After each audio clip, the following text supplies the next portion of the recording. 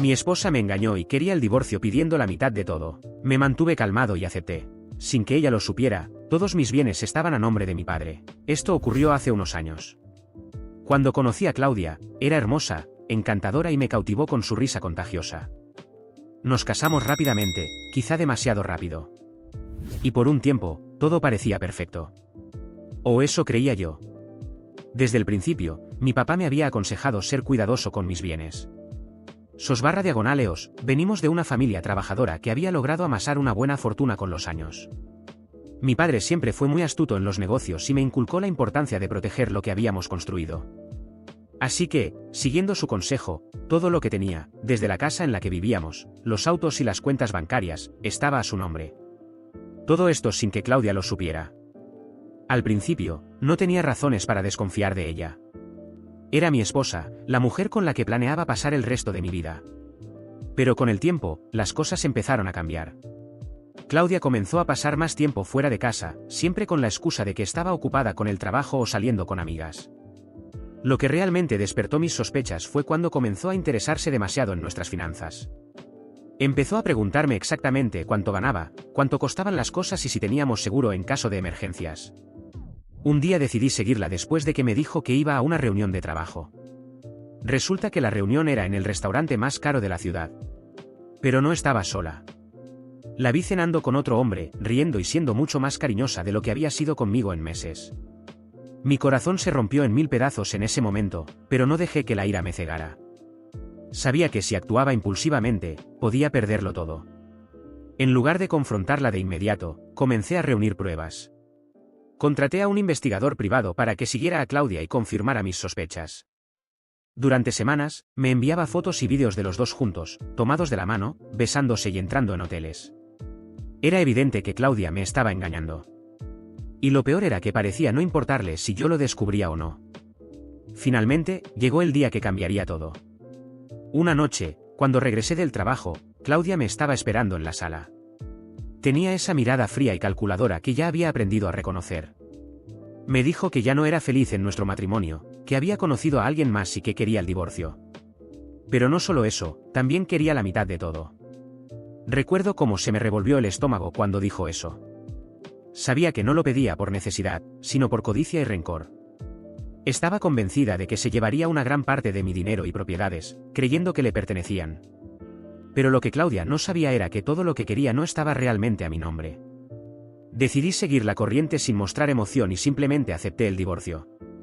Le dije que, por supuesto, no había problema y que resolveríamos todo lo antes posible.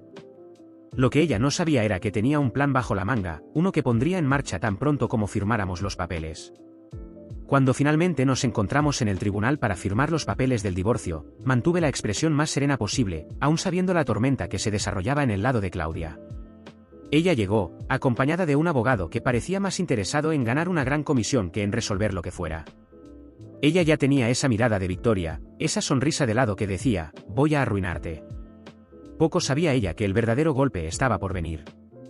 Nos sentamos, firmamos algunos documentos, y su abogado pronto exigió el inventario de los bienes.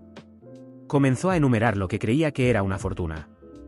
Primero, la casa en la que vivíamos, una casa enorme, ubicada en un barrio de lujo, que Claudia ya debía haber imaginado vender por una suma astronómica. Luego, los autos de lujo, seguidos por las cuentas bancarias llenas. Claudia miraba con aire de superioridad mientras se mencionaban los detalles. Entonces, pedí a mi abogado que entregara los documentos de titularidad de los bienes. El abogado de Claudia los recibió y, al empezar a leerlos, vi cómo la expresión de ella cambiaba gradualmente. La actitud confiada y altanera fue reemplazada por algo diferente. Primero, una leve arruga de duda en la frente. Luego, una respiración pesada. Hasta que su mirada se convirtió en una mezcla de sorpresa y desesperación. Se volvió hacia el abogado y susurró algo, probablemente intentando entender lo que estaba pasando. Yo estaba tranquilo. Todo lo que teníamos, desde la casa hasta los autos y las cuentas, estaba a nombre de mi padre. Legalmente, yo no poseía absolutamente nada de valor a mi nombre. Claudia, quien había llegado allí creyendo que saldría con la mitad de todo, ahora se daba cuenta de que no había nada que dividir. Nada de lo que ella pensaba llevarse me pertenecía de verdad. Pero no terminó ahí. El abogado miró a Claudia y dijo, Algo incómodo. En ese caso, necesitamos discutir la división de los bienes de la señora Claudia. La expresión de ella era de pura incredulidad.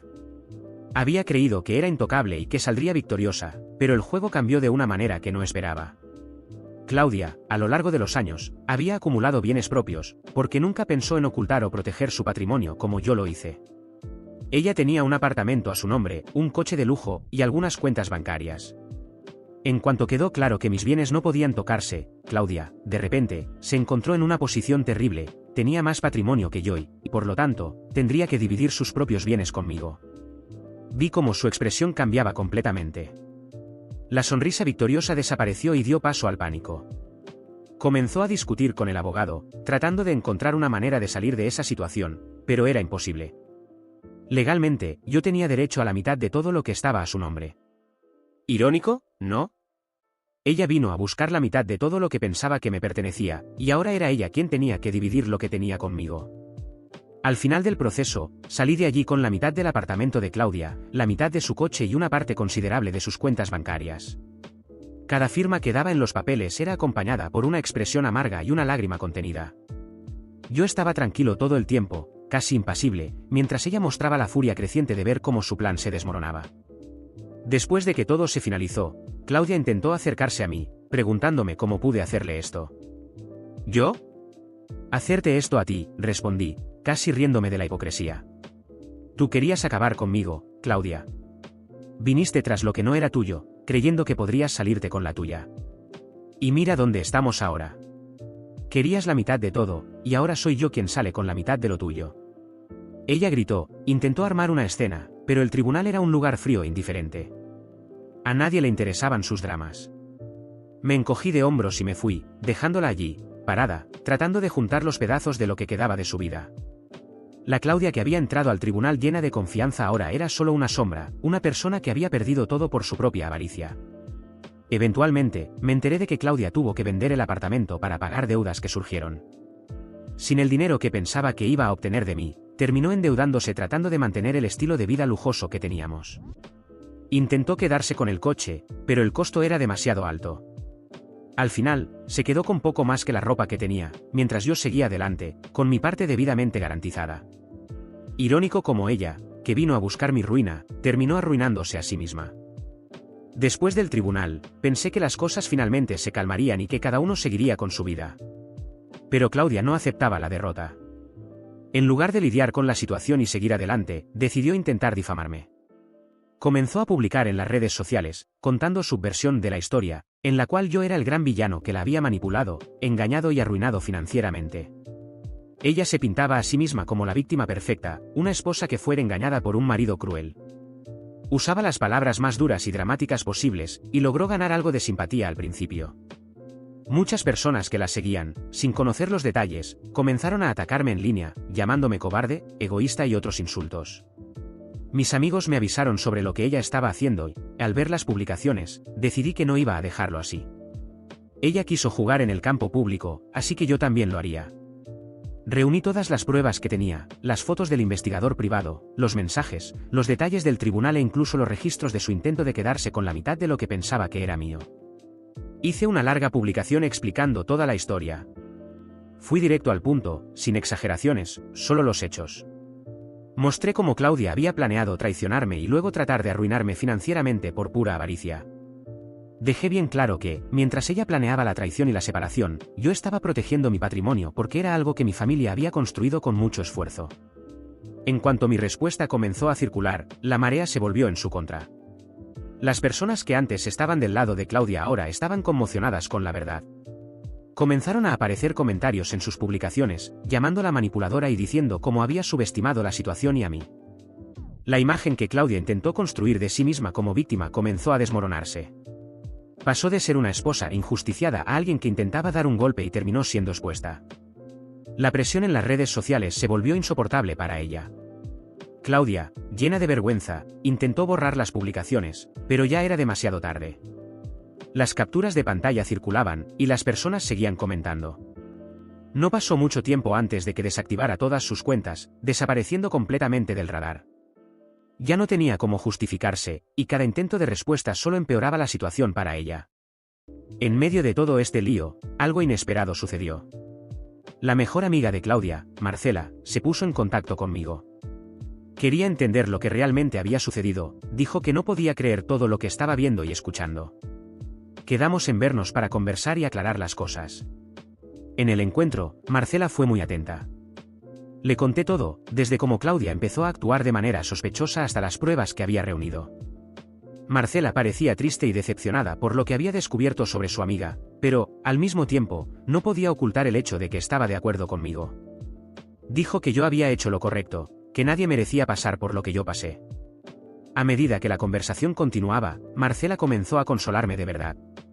Me dijo que yo era una buena persona, que no merecía lo que Claudia me había hecho, y que era admirable cómo había mantenido la calma y seguido adelante, sin ceder al odio ni a la venganza ciega. Había algo en su forma de ser, una comprensión y una amabilidad que no esperaba. Con el tiempo, el ambiente entre nosotros cambió. La conversación se volvió más personal, más cercana. Marcela comenzó a coquetear conmigo, y no pasó mucho tiempo antes de que termináramos estando juntos. Fue algo que sucedió de forma natural, como si toda la tensión de esos últimos meses necesitara una válvula de escape, y Marcela estaba allí, a mi lado, cuando más lo necesitaba. No era algo que pretendía hacer público, especialmente para Claudia. Ella y yo no nos hemos hablado desde que todo esto sucedió, y no veo la necesidad de cambiar eso. Mi vida siguió adelante y, de alguna manera, estar con Marcela fue como un nuevo comienzo. Mientras que el intento de venganza de Claudia fracasó por completo y ella se retiró humillada, mi propia venganza, si es que puedo llamarla así, funcionó. Seguí adelante, protegido y ahora más feliz, mientras ella tuvo que lidiar con las consecuencias de sus propias acciones. Marcela y yo mantenemos todo entre nosotros, sin hacer alarde. Lo que importa es que finalmente estoy libre de Claudia y de sus manipulaciones, mientras que ella, debido a su propia codicia y sus acciones mal calculadas, terminó sola, sin los bienes y sin el apoyo que esperaba. La justicia, al final, fue hecha, aunque de una manera que nadie esperaba.